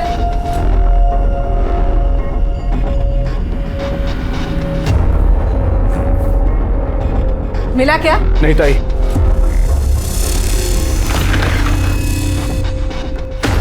ये सब करके मेरी छवि नहीं तोड़ सकता तू। ऐसे कांच की छवि बनाई क्यों जो टूट जाए? रुक्मणी हाय हाय, रुक्मणी हाय हाय, रुक्मणी हाय हाय, रुक्मणी हाय हाय, रुक्मणी हाय हाय, रुक्मणी हाय हाय। बहुत प्यार है ना आपको अपनी इस छवि से। अब देखिए हम लोग क्या करते हैं, इंटरनेट, न्यूज़, हर जगह मैं आपको बदनाम कर दूंगी, फिर आप किसी को ये चेहरा दिखाने लायक नहीं रहेंगी। चेहरा तो तू अपना संभाल। देख मैं तेरे साथ क्या क्या कर सकती हूँ। रुक्मणी हाय हाय, रुक्मणी रुक्मणी हाय हाय, रुक्मणी हाय हाय।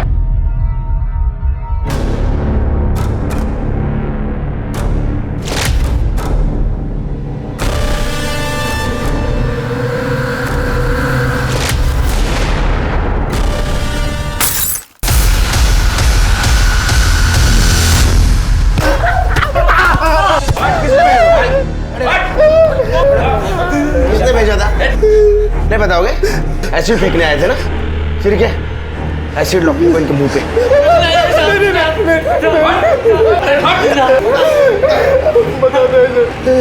बता। रुक्मणी ताई।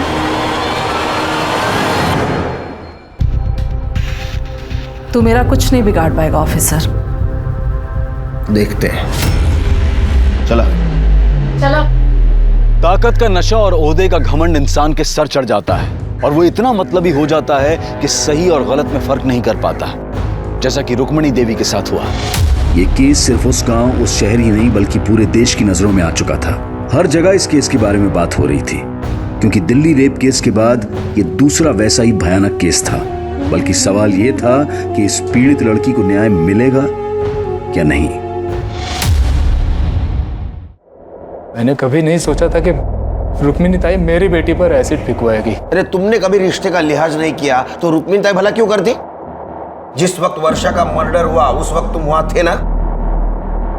हाँ साहब, हम सब ने बहुत पी ली थी साहब।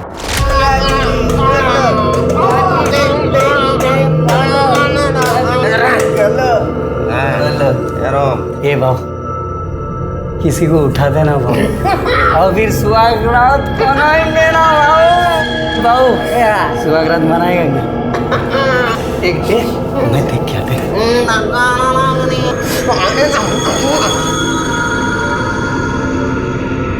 ए भाऊ, भाऊ इधर आना भाऊ, ये देख ये चलेगी क्या? वाह ये देखिए अच्छी है ना। नहीं रे, उसका आदमी उसके साथ अपने कोई लफड़ा नहीं किएगा। ये अच्छी है बाबू, दोनों अच्छी है। हम लोग चारों पिए ले हैं, ये अकेली लड़की चाहिए अपने को। अरे क्या बात। सालो तुम लोग देखते रहो, मैं अभी आता ही। हाँ तू जा। ओ ये अच्छी है बाबू, उसको उठाते बाबू। इसके साथ ही मनाते सुहागरात आज। चल चल चल चल चल चल। साहब मैंने कभी नहीं सोचा था कि मजाक बढ़कर इतना बड़ा हो जाएगा। फिर क्या हुआ?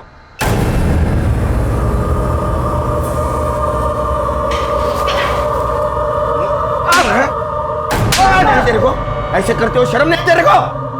साहब मैंने कुछ नहीं किया। क्या सबूत है तुम्हारे पास? तुम्हारे सीमेंट और उस रूम में जो सीमेंट मिले वो मैच हुआ है। तो क्या हुआ? मैं और कई लड़कियों को वहां पे लेके जाता था। फिर क्या ऐसा नहीं मानेगा? इनफैक्ट मुझे टाइम वेस्ट करना ही नहीं है। ले चलो। क्या लेके जा रहा है?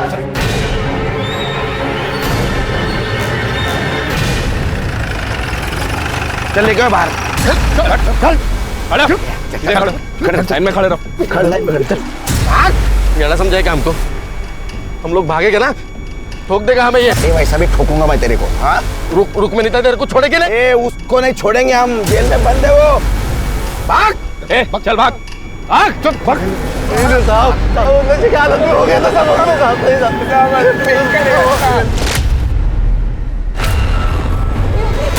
विमल, अरे ये अपनी वर्षा है रे, इसको छोड़ दे। आता है शिकार कोई छोड़ता है क्या?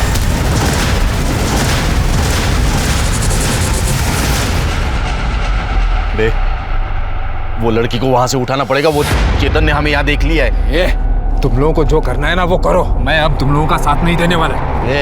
अगर कहीं भी मुंह खोला ना, ध्यान में रख, तेरी भी एक बेटी है। माफ कर दो। नहीं कर दो साहब, मार दो गोली, देखा जाएगा जो होता है। सर जानवर है साले, इन्हें जीने का अधिकार नहीं। सर मारिए गोली। सर काला घोड़ा है ना, मारा। मारिए गोली ना, मारिए।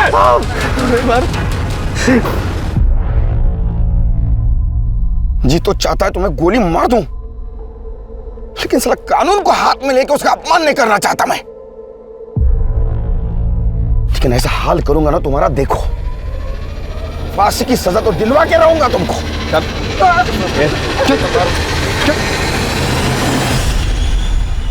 और इस जघन्य अपराध के लिए विमल, सुनील और पकिया को फांसी की सजा दी गई। रुक्मणी को नैना पर हमला करवाने के लिए सजा मिली और प्रदीप को सबूतों की कमी के कारण छोड़ दिया गया। क्या सच में सभी अपराधियों को गोली मार देनी चाहिए? क्या उन्हें जनता के हवाले कर देना चाहिए ताकि वो उन्हें सजा दे सकें? नहीं, ऐसा करने से न सिर्फ देश की कानून व्यवस्था बल्कि सामाजिक व्यवस्था भी खतरे में पड़ जाएगी। अब मैं अनूप सोनी आपसे विदा लेता हूं। फिर मुलाकात होगी क्राइम पेट्रोल सतर्क के ब्लैक हेडलाइंस अध्याय में एक और नए केस के साथ। और याद रखें, क्राइम और आपके बीच में सिर्फ इतना फर्क है कि आप कितने सतर्क हैं। सतर्क रहें, सुरक्षित रहें। जय हिंद। क्राइम पेट्रोल्स के और भी दिलचस्प कहानी देखने के लिए हमारे चैनल को सब्सक्राइब करें और बेल आइकॉन दबाना न भूलें।